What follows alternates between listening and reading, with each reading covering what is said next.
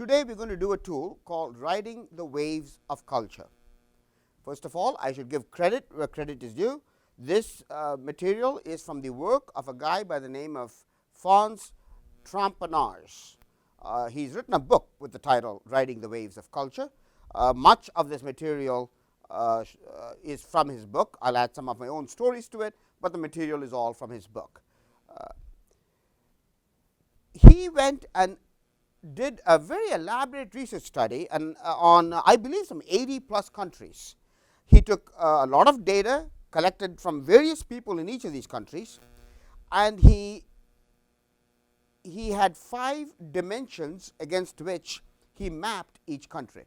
So, if you are looking for the data about the countries that he looked at, go look at the book. He has got all the data there, but I am going to give you the 5 dimensions he thinks describe the variation within cultures in different countries. So, let us make some clarifications. The culture we are going to talk about is cultures of societies in different countries. We are not talking about corporate culture, though at the end I am going to connect it all to corporate culture. We are going to talk about cultures in societies in different countries, and we are going to talk about countries ranging from the Western countries, both North America and Western Europe, including some of the Eastern Europe countries, Asian countries, a very broad range of countries. As I said, 80 or so countries he has taken, so he has got some very wide data. He has created 5 dimensions along which he has mapped each society. I am going to talk to you about each of the 5 dimensions. First, universalism versus particularism. He says that some countries are more predominantly have a universalistic view on life, and some countries have a particularistic view on life. Let me explain. When we think about lying, we say lying is bad, cheating is bad, it is bad to steal, it is bad to murder. Most of us would agree with that. Those are very universal statements. A statement of truth that we believe is eternally true, is true in all situations, in all circumstances. That is how we, particularly in the Western society, view such statements in a universalistic sense. We are much more of a universalistic culture. Now, in some cultures, they do not quite agree. If you ask them, is lying bad, they are going to ask you, well, depends. In what situation? Let me give you an example. If you are riding with your best friend, if you are driving with your best friend, your best friend was driving the car, you were a passenger in the car, and you got into a minor accident somewhere, and the police immediately came up, and before you could even get out, your friend, the driver, quickly put his seat belt on that was not otherwise not buckled. He quickly put his seat belt on because it was the law in that jurisdiction to wear a seat belt while driving. The police comes over, they ask both of you, were you wearing a seat belt? The driver says yes, your friend, and they ask you, was the driver wearing a seat belt? Do you say yes? Now, you obviously know he wasn't wearing the seat belt. Would you say no? Wouldn't that be a lie? Is that lie okay? In that situation, was that lie acceptable? You can see how you could go from there to more and more difficult situations where we each will draw a line.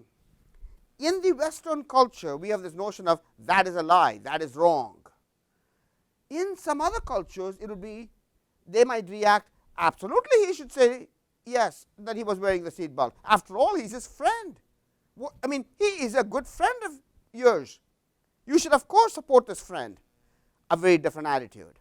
I am not defending one or the other, I am just trying to point out that these are 2 different attitudes in these cultures. Individualism versus collectivism. In some cultures, individuals are recognized, individuals are given the credit for accomplishments, for things done. In some cultures, that is considered not quite appropriate. Groups, teams, collectivism, the whole team is recognized, the whole team is given the credit. To single out an individual, even if one individual had done miraculous work for that team, to single the individual out might actually be not only detrimental, but somewhat uncomfortable for that individual. Let me give you an example from my own personal experience. I ran a company once where we had a very large operation in Finland. In Finland, we had these continuous improvement programs where individuals would suggest, and they went into a certain screening process, and if it was chosen as a good program to implement, the team would then be given the money to implement the particular continuous improvement plan, and hopefully some improvement occurs. I was the CEO of this company, an American company, but we had an operation in Finland. I thought it would be appropriate to now give some reward to the individual that submitted the plan that then became implementable and was funded, implemented, and value was derived. I thought that would be a good recognition. What I realized was in that society, that actually made people more uncomfortable. Recognizing the team was okay, but recognizing the individual wasn't as acceptable. Some cultures are more on the side of collectivism than individualism. Neutral versus neutral versus emotional. In some societies, it is considered not of good form in a business environment to, or even in a social environment, to display emotions very loud and in an exaggerated way. You are not supposed to display how angry you are with a situation, even at a social level. If a social guest came along and they said something that you're angry about, you're not supposed to display that anger. Surely in a business environment, you display your anger in a much more controlled way. You don't shout at people. You don't pound your fist. In some other cultures, if you didn't pound your fist, it would be like you have no reaction at all. Mind you, they don't mean that they're angry at you in a personal level. In fact, they might go out to dinner with you that evening, but pounding the fist is just part of the process. They are much more emotional. Specific versus diffuse. Some cultures require specificity, precision, accuracy, clarity. In some cultures, they prefer diffused conversations, non-specific. We'll take care of things. Whatever needs to be done will happen. There's nothing right or wrong about either one. Different cultures prefer one or the other. Achievement versus ascription. Think about at the next cocktail party when you meet some new person, think about what question you ask of this person. Chances are, if you're in the Western world, the question you're going to ask is, what do you do? Because you are evaluating another individual, you evaluate another individual based on what they do, what they have done, what they have accomplished, their achievements. In contrast, in some societies, when you meet a person at a cocktail party, the more natural question they might ask each other is, where are you from? Because they associate where you're from to they ascribe to you certain characteristics, certain benefits because of where you hail from. In those cultures, they might ask, where did you go to school? See, here, we don't care about where you went to school. We might care about what have you done, what awards have you won, how much money have you made. These are achievement-oriented cultures versus ascription-oriented cultures. Finally, in addition to the 5 dimensions, there is this concept of time that cultures have a very different view on. It isn't so much a scale, whereas the other 5 were a scale. You could be anywhere in the scale, in the middle or the extreme ends of the scale. In the case of time, it's, do you believe time is linear or time is circular? Some cultures believe, and as most of our Western cultures do, that time is linear. Today is today, and tomorrow will happen tomorrow, later. And the day after tomorrow is further later. Once we get to day after tomorrow, today is in the past. In some other cultures, particularly some of the Eastern cultures, time is circular.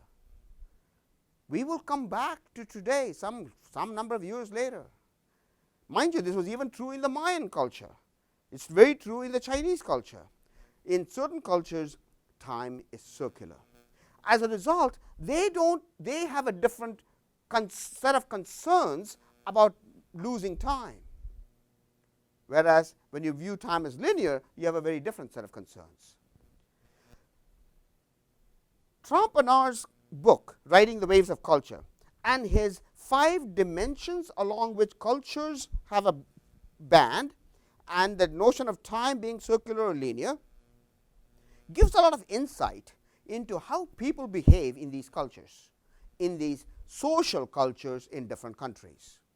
Now, those of you who have operations in international countries, in other countries, particularly countries very non-Western countries, you might want to give some thought to these 5 dimensions, because your employees in the society they live in, when they come into the business environment, they are going to bring some of those thoughts into that business environment, and our concepts might not mesh as well with them depending upon what their local cultures are. But if you understand this concept, understand universalism versus particularism, am I thinking of this as a universal fact? Understand individualism versus collectivism, am I acknowledging people, individuals or groups? Neutral versus emotional, am I being adequately and appropriately emotional for the environment? Specific versus diffuse, am I being very concrete or reasonably accommodating for the topic in the culture that I'm in? And achievement versus ascription, am I balancing the achievement and the ascription focus of this culture? If you understand that, you'd be able to react to your employees much better. If you have a chance, get this book called Riding the Waves of Culture. He's got beautiful data and a very interesting description with lots of stories. Riding the Waves of Culture.